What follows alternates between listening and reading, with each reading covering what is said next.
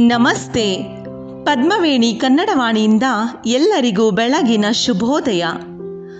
ಆತ್ಮೀಯ ಕೇಳುಗರೆ, ಕಳೆದ ಸಂಚಿಕೆಯಲ್ಲಿ ಗುಣಿತಾಕ್ಷರಗಳು 3 ಈ ಭಾಗದಲ್ಲಿ ಏತ್ವ, ಏತ್ವನ ದೀರ್ಘ, ಐತ್ವ ಈ ಸ್ವರಚಿಹ್ನೆಗಳನ್ನು ಹೊಂದಿದ ಕಾಗುಣಿತಗಳ ಪದ ಹಾಗೂ ವಾಕ್ಯ ರಚನೆಯನ್ನು ತಿಳಿದೆವು.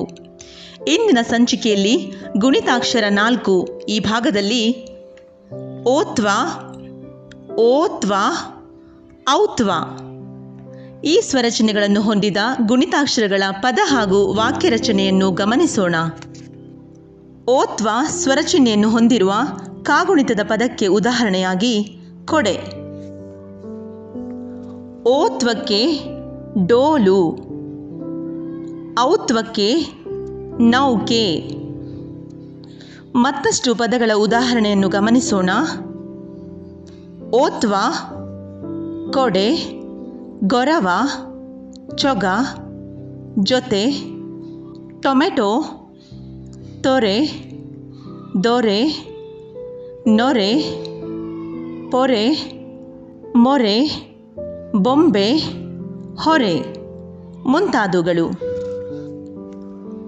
ಓತ್ವ ಅಥವಾ ಓತ್ವನ ದೀರ್ಘಕ್ಕೆ ಉದಾಹರಣೆಯಾಗಿ ಕೋರೆ, ಗೋಡೆ, ಚೋಟು, ಜೋಗುಳ, ಟೋಪಿ, ತೋಟ, ದೋರೆ, ನೋಟು, ಪೋರ, ಬೋರ, ಮೋಡ, ರೋಟಿ ಮುಂತಾದವುಗಳು.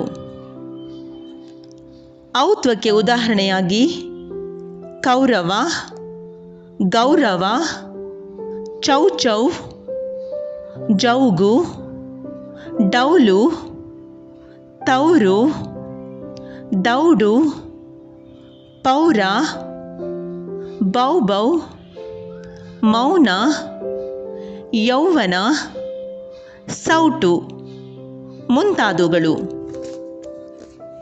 ವಾಕ್ಯಗಳಲ್ಲಿ ಗಮನಿಸಿ. ಹುಡುಗರು ಟೋಪಿಯ ಆಟ ಆಡಿದರು. ಮಳೆಗೆ ಕೊಡೆ ಹಿಡಿದು ನಡೆ. ಇಂದಿನ ಔತಣದ ರುಚಿ ಬಹಳ ಸವಿ. ಡಮಡಮ ಡೋಲು ಬಡಿದು ಕುಣಿದ ಬಾಲು. ಮೋಡ ಮುಸುಕಿದ ಆಕಾಶ ನೋಡಿ ಮನವು ಮೌನವ ತಾಳಿತು. ಯುವಕರು ನಾಡಿಗೆ ಗೌರವ ತರುವಂತಹ ಕೆಲಸ ಮಾಡಬೇಕು ಮುಂತಾದವುಗಳು. ಆತ್ಮೀಯ ಕೇಳುಗರೆ, ಈ ವಾಕ್ಯಗಳಲ್ಲಿ ಕಂಡುಬರುವ ಓತ್ವ, ಓತ್ವನ ದೀರ್ಘ, ಔತ್ವ ಈ ಸ್ವರಚಿಹ್ನೆಗಳನ್ನು ಹೊಂದಿರುವ ಕಾಗುಣಿತಗಳನ್ನು ಪಟ್ಟಿ ಮಾಡಿ.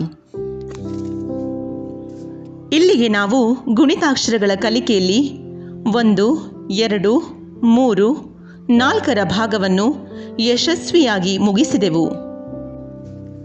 ಈಗ ನಾವು ಸರಳವಾಗಿ ಸುಲಭವಾಗಿ ಪದ ಹಾಗೂ ವಾಕ್ಯಗಳನ್ನು ರಚಿಸಬಹುದಾಗಿದೆ. ಇದರ ಜೊತೆಗೆ ಈ ಓದಿಗೆ ಸಹಾಯಕವಾಗಿ ಡಿಸ್ಕ್ರಿಪ್ಷನ್ನಲ್ಲಿ ನೀಡಿರುವ ವರ್ಣಮಾಲೆಯ ಸಂಚಿಕೆ 3, 4, 5ರ ಓದಿನ ಲಿಂಕನ್ನು ಗಮನಿಸಿ. ಇದುವರೆಗೂ ನಮ್ಮ ಓದನ್ನು ಆಲಿಸಿದ್ದಕ್ಕೆ ಧನ್ಯವಾದಗಳು. ಮುಂದಿನ ಓದಿನೊಂದಿಗೆ ಮತ್ತೆ ಭೇಟಿಯಾಗೋಣ. ನಮಸ್ಕಾರಗಳು.